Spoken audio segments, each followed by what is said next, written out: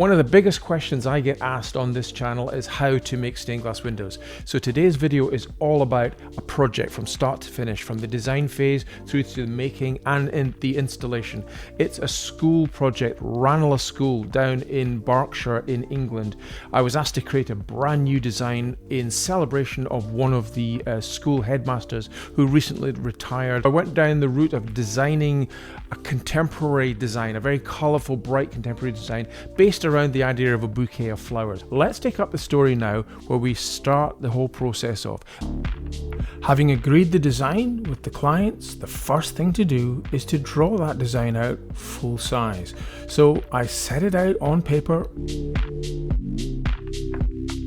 Some studios use computer printouts and they print them out full size, but I still like to draw the design out myself the traditional way. It's not great on the knees, but it's just a nice way to kind of make sure everything is exactly how I want it to be. So here is the full size design based on the paper template provided to me by the carpenter, and I just begin the process of drawing it out. I just draw it out freehand based on the artwork that I started with, just drawing it by pencil first of all, and then I begin after that to solidify the lines with a Sharpie. So here is the fully drawn out design, and we then move to filling in the pencil lines with Sharpies, and this shows me exactly each individual piece of cut glass. The Sharpie line represents the heart of the lead, and you cut the glass on either side of the heart of the lead, so they allowing a little bit of space for the lead to hold, the lead matrix to hold everything together. The second stage is to put a toughened piece of 4mm glass over the design and draw the design out with a thicker Sharpie pen to show me or give me an indication of where the lead lines will go. This is in preparation for cutting the glass out and putting it onto a glass easel. So these are all the lead lines that I'm drawing in place, and then I begin the cutting process. Now, the way we cut glass in the UK is slightly different, I think, to the States, and slightly different to mainland Europe, who use paper templates. We tend to just make a cartoon like this and put our glass on top of the cartoon and cut it out freehand. So as you can see here, I'm just laying the glass on the drawn cartoon.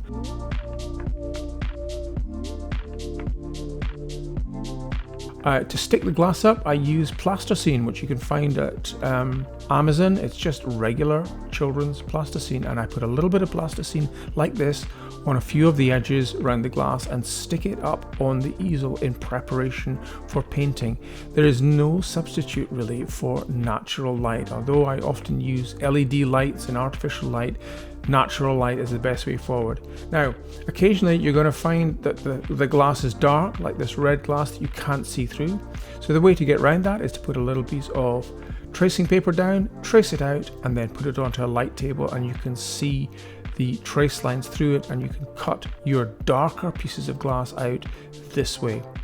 This is some beautiful gold pink glass that I got recently from a studio down in London. It is gold pink made with real gold and silver stain, and it's a great match for the design.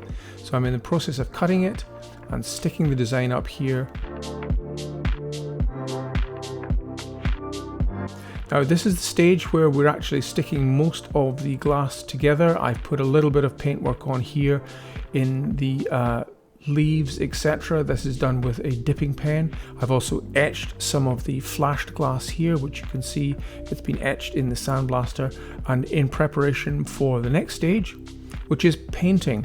Now painting, I tend to do a couple of layers before firing it, and this is me just mixing the paints at the moment, and then using a broad brush, mixing the paint with gum arabic and a little bit of water, I start to loosely apply the paint. Now this is deliberately loosely painted. I want this to be a painterly, semi-abstract idea. I want it to have brush strokes and brush marks and the markings of the artist on it, and not to be too photographic and realistic. Here I'm badgering the paintwork just to get it a little bit smoother in preparation for combing effects.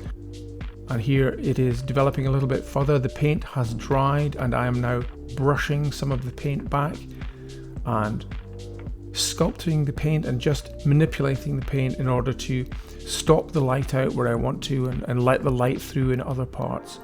I'm painting just again with gum arabic and water, putting extra layers on, just developing the idea in a very loose and painterly way. I want this to be very free and open. I don't want this to be too graphic and too tight. I want it to be loose and painterly, so it's just being applied directly onto the glass, as you can see here.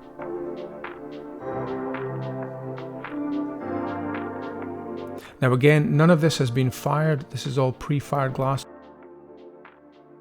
And it's been scratched back, as you can see here, and texturized just to give it a really handmade feel to it, a feeling that it has been made by an artist's hand, and you can see the brush marks in it. I've leaded up the top section here, and I'm putting the bottom section underneath just to get the color palette right, just to get the balance of paint, the weight of the paint working correctly. Here's some yellow silver stain, which is added to the blue glass. I always save my remnant yellow silver stain for future use, and you can see here it's been scraped off and revealing the yellow silver stain. When it's applied to blue glass, you get a lovely green, so there's white, blue and green in single pieces of glass here. So it's coming together now, and I'm getting a sense of how this center section of the panel will look. It's due to be painted a little bit further before it is leaded up.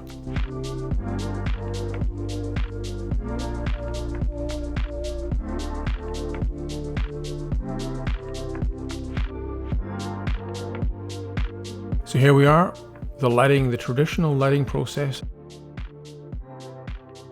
I've made other tutorial videos on how to lead stained glass windows, and I'll leave links to these videos in the description. But generally, this is the traditional way of leading up a stained glass window with a lead matrix. Starting in the bottom left-hand corner, almost like a little jigsaw puzzle, you just work your way out, wrapping a piece of lead around each piece of glass and assembling the window.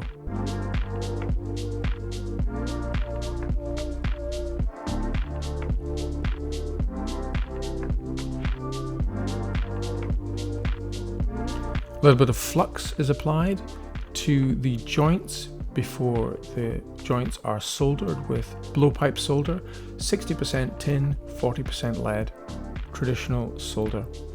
And here is the pre-cemented center section with the top section above it.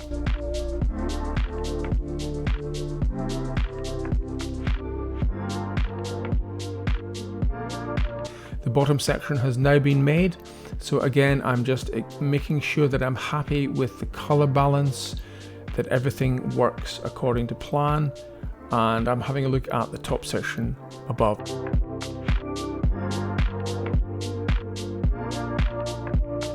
But I'm getting a sense of what this final window is starting to look like. The copper ties are now on, and we're almost ready to install this window.